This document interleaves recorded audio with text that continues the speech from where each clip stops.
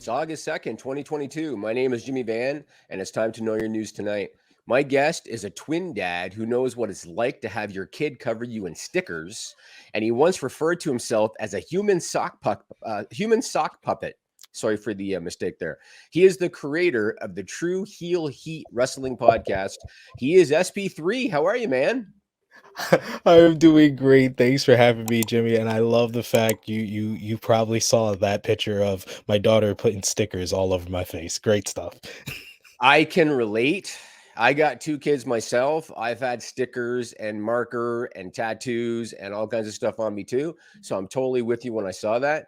I never referred to myself as a human sock puppet, but otherwise, I'm totally with you, man. Hey, SP3's got to mean something. Sock Puppet 3, got to mean a couple of things. Fair point. Fair point. Well, here's what's going to happen. We're going to talk the KYN seven of the top news stories of the week that are stupid, funny, and weird. I'm going to get your reactions. I'm going to ask you questions along the way. And I always look forward to doing this with new people because, I never know what I'm going to get when it comes to reactions, but I think I'm going to get some good ones out of you today. So let's start with story number 7, reported by the New York Post. So there's a man in Wisconsin. He decided he was going to break into a K jeweler store and he was going to rob the place. This was this guy's plan. SP3, what happened next? Well, this was a K jeweler store, so he probably got punched in the face and then he got arrested and a naked woman ran by because this is going to be outrageous, so I'm ready for it. Wow, that'd be appealing, sort of. So what happened was he pulled the brick out of his pocket to try smashing a case, but the thing wouldn't break, so he just kept trying. We got the video, Joel. Put that up. So here he is right here going in. This is from the New York Post. He pulls the brick out of his pocket, throws it at the display case. Doesn't work. Oh, let's pick it up and do it again. Doesn't work. Let's pick it up and do it again. Doesn't work. He ended up throwing that brick at the display case 9 times before an employee chased him out of there. See, at one point, his sunglasses fell off, and then he thought, I'm going to put the sunglasses on and hide my identity. So he decided to do that. Employee chases him out right there. He got nothing. He took off in a Chevy Malibu that he had parked right out front, and he took off. And at last word, police were still on the hunt for him. So whenever I have these stories, I want to ask people a related question somehow, And so here's my question for you. Have you ever tried your hardest to break something and it just wasn't happening? Maybe it was a piñata. Maybe it was a big chunk of ice. Maybe it was a coconut. Have you ever gotten frustrated? You're trying to break something and it just won't happen.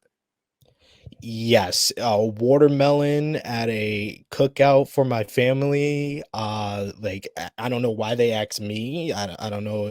Oh, it was because I used to sell knives for a living. So they thought that maybe the knives that I sold, I could use that to open a coconut. And these knives, I had scissors that can cut a penny. I had a knife that could cut a rope, but for some reason it couldn't cut the watermelon. So I looked like a fool being up there for maybe about 20-30 minutes trying to cut this watermelon, and it just wouldn't break. Wow, you couldn't get a knife into the watermelon. Nope. I don't know what my sister did, but she got the unbreakable watermelon, and it took maybe like 3 of us to kind of work together to finally break it open.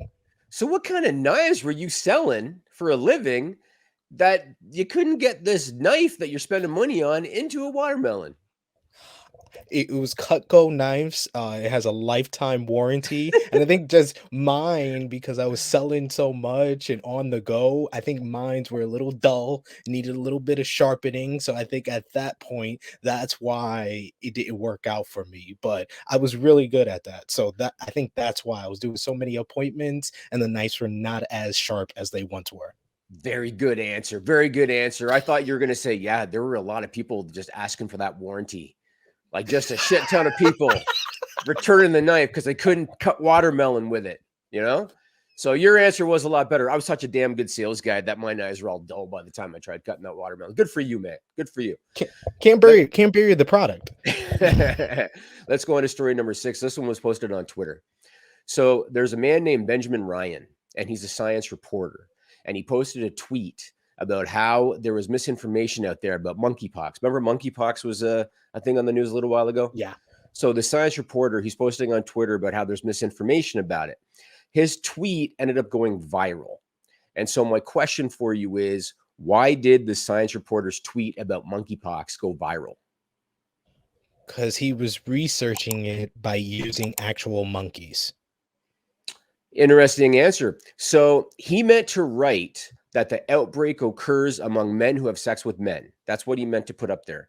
It occurs among men who have sex with men. He left out the N on the last men. And so it read like the outbreak occurs among men who have sex with me. Joel, do you have the picture of the tweet? Here it is right here. He says the outbreak is occurring almost entirely among men who have sex with me. That is what he wrote. Now, he was a good sport about this, and he replied to his own tweet, and he said, and yes, I too am subject to this dreaded typo. So he was a pretty good sport about it, but not before the thing went viral, and you saw what he put. So here's my question for you. You're a content creator. You're active on social media, and I've asked this question to others that are in your position.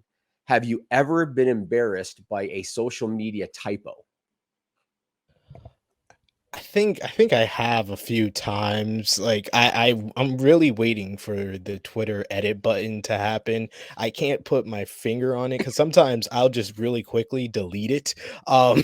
If I'm able to catch it. But some people are so fast that you get the screenshot and Yes. yeah, I can't put my finger on any time that it was that bad to be the source of monkeypox. That's Yes. something. Yeah, I mean, hell, I mean, at least he eradicated the problem. He fixed the problem, right? Because he's saying to scientists, I figured it out. I figured it out. I'm the problem. It was me. So basically, you take care of me, and you're going to take care of this problem. But no, he was a good sport about it. But can you imagine how he must have felt? He posted that tweet. Then he probably like went about his day or something. Then he probably saw his notifications blowing up, and then he probably checked it and he said, "Oh shit!" I said, "If you have sex with me, that's good." But That's awesome. I'm now gonna look through my social media. So maybe I haven't deleted one mistake that I did, so I could screenshot that to talk about this show because that is grand. if you see a lot of notifications going on in one of your tweets, you better check it out. You know what I'm saying? Very true. Let's go on to story number 5, reported by insider.com. So there's a museum in Germany, and they put up an art installation as part of an exhibit, an art exhibit. And the animal rights group PETA, they filed a complaint against the city of Wolfsburg, Germany, about that art exhibit or that art installation. And so the city got the museum to take it down. My question for you is, why did PETA have a problem with that art installation? Was the installation made up of animal skin and sheep's blood? You know what? That might have made more sense. PETA didn't like that the thing killed flies. Joel, do you have a picture of it? So this one here, that's the second shot. Do you have the first shot? Apparently, it didn't upload. Okay, well, we'll deal Give with it a this one sec. because there's a big explanation here. So this art installation is a glass display subdivided into 2 parts. One side has flies hatching in it on the right side. The flies then travel through a hole in the middle to the other side. They were drawn in by a bright light, and the bright light would zap them. And so the flies would die. PETA had a problem with that because they didn't like that the flies were dying. But here's the fucked up part, and you can see it in that picture. The original art installation that they did before they installed that zap light and all of that, the original art installation, they used a cow's head to draw the flies. And in that picture there, put it up again, Joel. See on the ground, you can see a cow's head there. So originally, Oh my god. yeah, so originally they would use a cow's head to get the flies to go through to draw them in. They ended up removing the cow's head. They put in a bright light instead. And apparently that's when PETA had a problem with it, is when they had already gotten rid of the cow's head. And that's apparently what happened. PETA's like, don't kill flies. SP3, don't do it. Don't do it. Funny enough, I've had an experience with PETA because what I will tell you is that I've had a lot of different jobs, and I used to do fundraising for Greenpeace. And yeah, the stuff that PETA, because I've had conversations with them being a fundraiser for Greenpeace, the stuff that they get upset about is very weird. But yeah, I would think that the cow's head would be Right. the issue, not the flies. But there are like only like maybe 70,000 bees and flies left in the world. So PETA is trying to save the flies, save the flies. That I knew that stat because I did like a Greenpeace for a while, and our big campaign was saving the bees. And I was just like, I hate bees. I don't want to be around them, but apparently we have a devoid of honey in the world. So I'm with you on the bees. I'm with you on the bees. I don't think there's a shortage of flies. I think there's as many flies as there's ever been. I mean, hell, all I gotta do is open my back door for half an hour, and then my whole house will be an art installation. You know what I'm saying? So the bees might be one thing, but I don't think there's a big issue with the flies. But here's my question for you, and you kind of already alluded to this.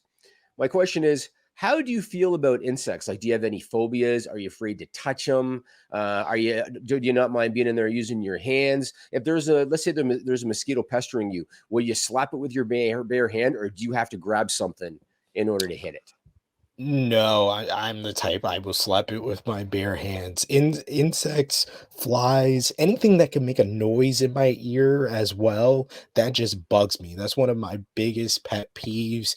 My missus all the time has to tell me, just hit it out of the window. You don't have to try to kill it, but I always do. I am sorry for anyone who's offended by that. PETA, don't come after me. I'm not going to share my social media here, but no, it just bugs the hell out of me. And it always seems to be when I'm doing some type of content that some type of insect is around my ear, and it just bugs the hell out of me.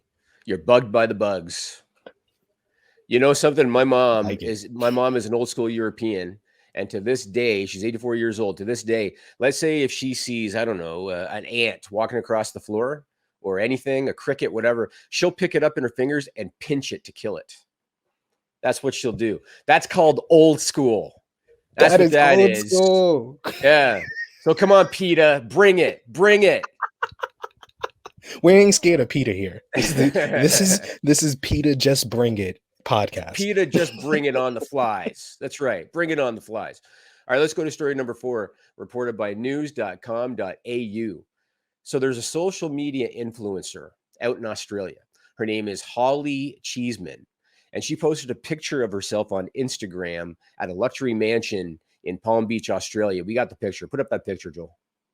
There she is right there. She posted that of herself standing outside that luxury mansion in Palm Beach, Australia. Now, she might not have got the attention for that picture that she expected. And my question for you is, why do you think she might not have gotten the right kind of attention for that photo? I don't know. Maybe it was the greenery behind her. I tried to look at it because I was like, it's not about her here. It's what I'm getting from a lot of these stories. Maybe it's the greenery behind her. Maybe it's just where the party was at. What was it? So the owner of that property caught her on surveillance, stripping down to take the picture in front of his house. We've got the video, Joel. Put it up. There she is right there. She's got a friend with her. Hold my phone. Hold my phone. I'm going to do this real quick. This isn't my house. I have nothing to do with this place. Let me peel this off. And then she noticed the camera. Oh, there you go. It's looping. You can take it up. She noticed the surveillance camera. And when she noticed the surveillance camera, she made sure to move out of the way. So she didn't live there. She was just trying to create a false impression, and she got caught. And that's what happened.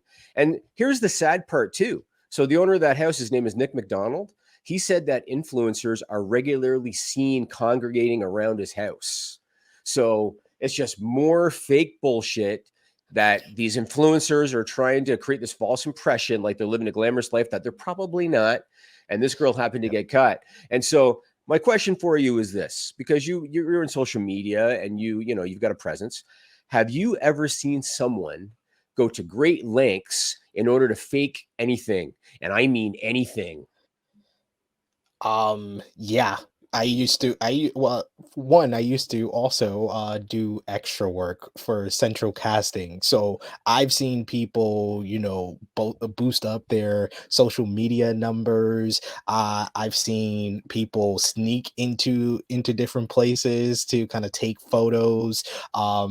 Yeah, I mean, I live in New York. One, I see fake stuff all the time. New York, New York is a melting pot. There's a lot of real here, but there's also a lot of fake. I've seen someone take a picture in front of Times Square and say that they live here when they're from like Brazil or Mexico and say, "Oh, I love being in New York. That's my favorite place to go." And all it is a little sparkly billboard, and it's not even a place. It's like, this is my favorite place to go, my favorite play to go. So yeah, I've seen a lot of that, and I've also worked in hotels, so that's a lot of fake stuff going on in hotels. Let me just let you know. I remember there was a guy that was a contestant. It might have been on America's Got Talent or one of those reality shows. And he did a video, like a Cribs video, Welcome to My Home. And it turned out that he was renting that house and he was behind on his rent. But that's not what he said in the video. You know what I'm saying? So to this day, I am not a reality TV fan. You're never going to catch me watching the Kardashians because I know it's all scripted bullshit. But whenever you see somebody get caught in the act like that girl did, I find it kind of humorous, and so I like to throw those up. All right, let's go to story number 3. This is reported by WCHS Fox 11. These stories, man, these stories. So there's a man in Kanawha County, West Virginia, and he is accused of stealing copper wire from interstate lights and selling the material at recycling centers. So he was going to interstate lights and like pulling the wire out and then taking them to recycling centers in order to get the cash. He received about $16,000 in cash for that copper before he got caught. And my question for you is, how did he get caught?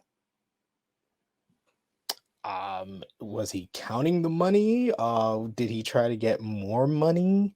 I'm gonna say he was counting the money right after retrieving the copper. I mean, So retrieving the money for the copper. he decided to stroll right on into a recycling center to sell more copper while the cops were there. We have his mugshot. Joel, put up this guy's mugshot. Look at this guy. This is 31-year-old Clarence Wayne Giles. He is accused of stealing, get this, over 4,700 pounds of copper. 4,700 pounds of copper. What? Yes, from multiple interstate light fixtures. He's charged with a whole bunch of shit, including grand larceny and other stuff. And the estimated cost to repair the damage of those lights is $1.5 million. So the guy got 16 grand in copper and he caused damage estimated at $1.5 million. It's unbelievable. And I can't help but wonder, like, wasn't the cruiser right outside? Did you Yeah. know what I mean? Were the cops walking down the sidewalk? Like, it's hard for me to fathom. How do you stroll into this place, not know that the cops are there? So that's why it's on this list, I guess, Oh, yeah, I would say there would be a lot of telltale signs. Like, cops are very well known and well seen. Any place you go, you see the cruiser outside. But when you're that guy, you're gonna stand out. He looks like he's a cast member on 90 Day Fiance. A lot of those guys. He probably has a wife in in Australia that he's going to bring over, and he needed the money for that. So I understand what's his reasoning for selling the copper and trying to make the money, but you kind of did it the wrong way. You should have caused as much damage as you were going to get in money. Well, there you go. News outlets. If you want to know why that guy stole the copper, SP3's got your answer. So we're here to help. Here's my question for you. I always like to try to find questions somehow related to a story, and I'm a little creative on this one. So when I think of copper, I think of pennies. When I think of pennies, I think about how they're kind of becoming a collector's item now, because no one really uses pennies anymore. And so my question is, do you collect anything? I collect I collect wrestling t-shirts. I have have t-shirts from when I was about 6 to 8 years old, that I collected and that I kept throughout the years from going to different shows. It's gotten to the point that my missus now, though, will see the shirt and see how bad of quality it is, and she'll tell me, "Oh, it's time to throw this away." But I'm like, "No, I have to keep it. Like it's a collector's. I have a whole collection of shirts." And I also used to collect Pokemon cards. That was my Oh, bag when I was a kid. I used to have the books, the laminated books. Those were my jam. so then you must appreciate Logan Paul walking around. Is it what's that thing worth? Like $2 million or something? Yes, I was so jealous of him when he came out with that. I was like, "Oh man, 12-year-old SP3, he's going over the moon for that." I'm waiting for him to get mugged for that. I'll be honest. He's got a lot of money. He can do without it. I'm not wishing harm on anybody, but come on, you're almost calling for it when you're strolling down to the ring or at an event wearing that thing around your neck. You're asking for it, I think. You know? Absolutely. I totally agree. And like I said, I'm from New York. If you walked around with that around your neck in New York, it don't matter what street, what borough you're in, you're probably getting mugged for that. Awesome. All right, let's go on to story number 2, reported by the Washingtonian. This one, the Washingtonian. So you know how sometimes you hear about two types of food or beverage products that are brought together, kind of like a mashup for some kind of a promotion, you know? Like I've had a peanut butter and jelly burger before. That's an example. Oreo will always do co-branded stuff. Like I've seen Oreo Peeps and I've seen Chips Ahoy Oreo and things like that, you know? So there's an American food brand that's been around for over 100 years, and they recently launched an alcoholic beverage in Washington, D.C. And my question for you is, what do you think that is? 100 years. Because the first thing that came to mind when I'm thinking of food combinations, so I'm just gonna say for this one, is Nutella. Is it Nutella? Because I've had Nutella pizza, so maybe they got Nutella alcoholic beverages. That's a good guess. No, this is the Velveeta mac and cheese martini. We've got pictures of them. Joe, put up the first one. So they call it the Veltini. This thing is available at BLT steak restaurants in the DC area. Plus, you can get home delivery cocktail kits. It features Velveeta cheese infused vodka, and they garnish the glass with Velveeta stuffed olives, jumbo sized Velveeta cheese shells, and a cheese drip on the glass. Oh boy, does that look tempting! Look at that thing. Would you I don't stand I in don't line at the BLT steak house in Washington, D.C. to get yourself one of those? I don't know if I'm disgusted or intrigued. I would try it. If I saw Would it, you? if it was available, I definitely would try it. I would probably spit it out within 5 minutes of tasting it, but that definitely gets me intrigued. I'm definitely intrigued by that, and I would be interested. I love me some Velveeta along Oh, with do some you? mashed potatoes, put it together. Yeah, yeah. That's probably the only mac and cheese that I can make like perfectly. So I would have liked to have been in the boardroom when the executives at Velveeta were sitting around and they're brainstorming and they're thinking, what can we do to kind of get ourselves out there to a different audience? And what can we do to like maybe get a viral moment? And somebody decided, let's infuse it with vodka. Let's do that. Like, how the hell did that happen? You know what I mean? But that's what they did. And so here's a question, and you already kind of alluded to one, but here's a question. Are there any weird food combinations that you absolutely swear by? oh, that Nutella pizza is one of the greatest things that I've ever ate in my life. Like that, it just had Nutella chocolate on top of the pizza, and I was weirded out at first. It had like sliced strawberries on it, and I was a person that I didn't even want to try like pineapples on pizza at that point, but I ate that and it was magical. So Nutella pizza, it's available in Rhode Island. I forget the place that it was called, but it was in Rhode Island that I had it, and it's one of the best like weird combinations of food that I've ever ate. So it wasn't exactly like a pepperoni pizza dipped in Nutella. It wasn't like that. It was like a dessert pizza. Yes, it was like a dessert pizza. So Got so it. I mean, I would say try it. Try it out. It's very good. I mean, like I said, I had peanut butter and jelly on a burger in a restaurant in Anaheim, California. Ironically enough, Bobby Lashley did an interview one time, and he talked about the exact restaurant and the exact burger that I had. I believe the place was called Slater's 50/50, I believe. So that I thought was pretty unique. I've had stuff like cold Yeah. slaw on a chicken sandwich, stuff like that before, but I damn sure haven't had a Velveeta martini. And I don't think I'm going to travel to Washington, D.C. anytime soon in order to get myself one. You know what I'm saying? Hey, I might be in Washington D.C. You never know with what the the content creation, and maybe I'll try that the Velveeta vodka. Um, I I'm both intrigued and and disgusted by it, but I'm more intrigued. It's like 75% intrigued, 25% disgusted. That's good enough to try it. So when you Yeah. do it, I want a video of you toasting the camera with that glass with the cheese dripped all over it and the olives in there. I want to see you. And then not only do I want to see you drink it, I want to see you chomping on those olives too. You know what I mean? Got to get the I whole think experience in there. See, I don't think I would eat the olives by itself. I never eat the olives with a drink, but with the Velveeta mac and cheese on top, maybe I'm more tempted to do the combination. I think things are better with combinations. So you put the mac and cheese Velveeta with the olive, and I'll eat it, and I'll have know your news right on the napkin too, because I heard it here first. Amazing. Amazing. Stay tuned. Stay tuned. It's going to be an exclusive. All right. It is time already for story number one, reported by the Mirror. This is a good one, too. So there's a man named Lewis Patterson, and he was planning to propose to his girlfriend, and they went to the south of France. And as a matter of fact, they went to the same town that Beauty and the Beast was set in because his girlfriend's all-time favorite classic movie is Beauty and the Beast. And so he wanted to propose to her there to make it extra special, right? SP3, what happened next? The man turned into the beast right in front of everybody's eyes. His clothes started, forming, breaking out and stuff. Everybody was horrified, but this woman was so in love. In his eyes, she saw the man that she fell in love with. Fascinating. It almost sounds like a mashup of like Beauty and the Beast and the Incredible Hulk, the way you put that. Fascinating. It's like his clothes are ripping off and everything. That's exactly how I thought about it. I was like, it's kind of in reverse, but that works. Well, in reality, what happened was he accidentally dropped the ring in a pile of horse shit. We've got the video, Joe. Put that up.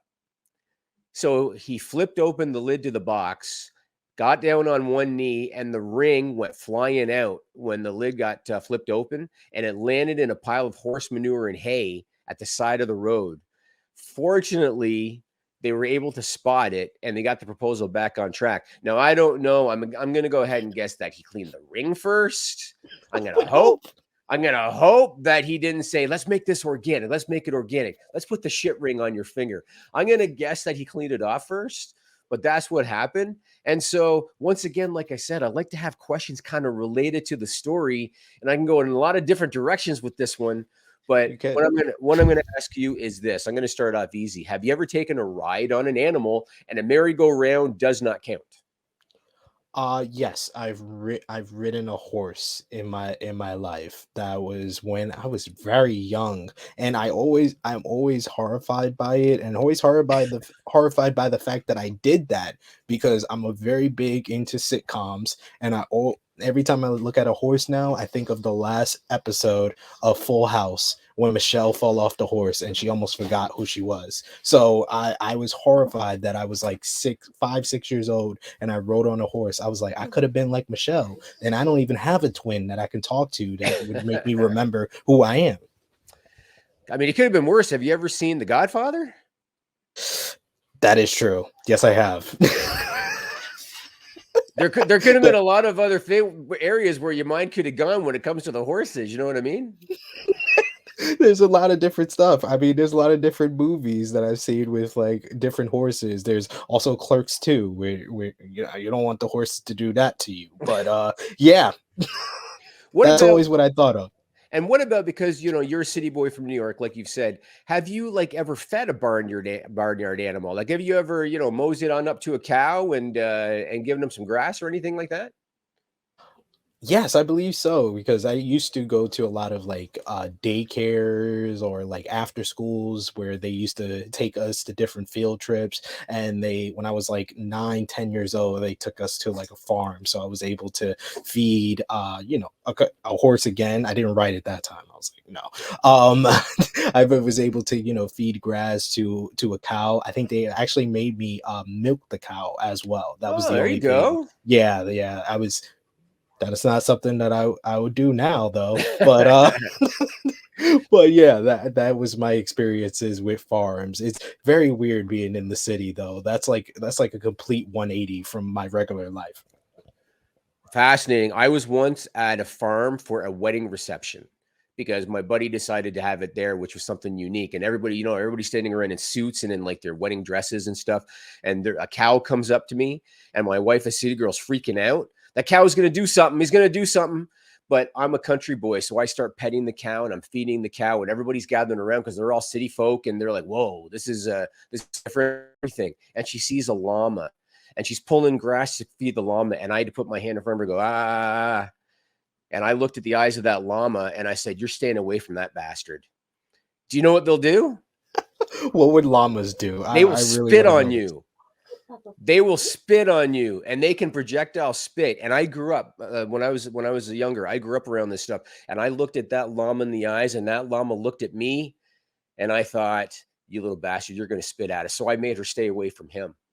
But yeah, that's Look one at of my that. experiences, man. And that's where the love grew, because you were experienced and you knew what these animals were going to do. If it was me, I would be totally like, I don't know what's going on here, and I'm going to stay away from any of the animals. It sounds to me like you would have ended up getting spit on. Then you would have been, going to get your Velveeta martini. Just all this stuff going on in your world, man. That'd be something else. Well, this has gone by really quick, and it's been a lot of fun. I want to thank our guest SP3. Tell the people what you're doing and where they can find you. You could find me on the Twitter machine at True Heel SP3. That's TrueHeelSP3. You can check me out on the True Heel Heat YouTube channel, where we do different content for wrestling reviews, podcasts every single Saturday, 11:05 a.m. Eastern Time is our flagship, with myself, Miss Chrissy Love, Top Guy JJ, talking about the week in wrestling. I also do other content for different YouTube channels, whether it be the Believe in Pro Wrestling podcast, WrestleTalk. I also do writing over there for WrestleTalk.com. And for Fightful Overbooked, I do the FMC show with Jeremy Lambert, where we talk about anything but wrestling, because I do so much wrestling content. I need a show where I can let out all my things about Love Island UK and The Challenge and basketball, hockey, all that good stuff, movies. So we got FMC, and that's every Monday at 8:30 a.m. Eastern Time with myself and Jeremy Lambert. But thank you so much, Jimmy. This has been a great opportunity. You're someone that I've always wanted to share the screen with, and this was a lot of fun. I'm serious. I'm trying to go to Washington D.C. for the for the Velveeta vodka. I'm here for it. I can't wait to see it. That's going to be amazing. Thanks a lot for your time. And you just mentioned, I do this one podcast because it's something different than wrestling. That's one of the reasons I do this, just so that we can talk about something different than professional wrestling. You know what I mean? And the stupid stories are not going to end, man. They're not going to end. It's just going to keep going. So thanks a lot for your time. This was a lot of fun, man. We'll do it again. Absolutely. Thank you for having me. And yes, support this channel, because you guys are doing great stuff. Very entertaining. Always. I watch it myself, and I'm glad to be on here. Thanks, man.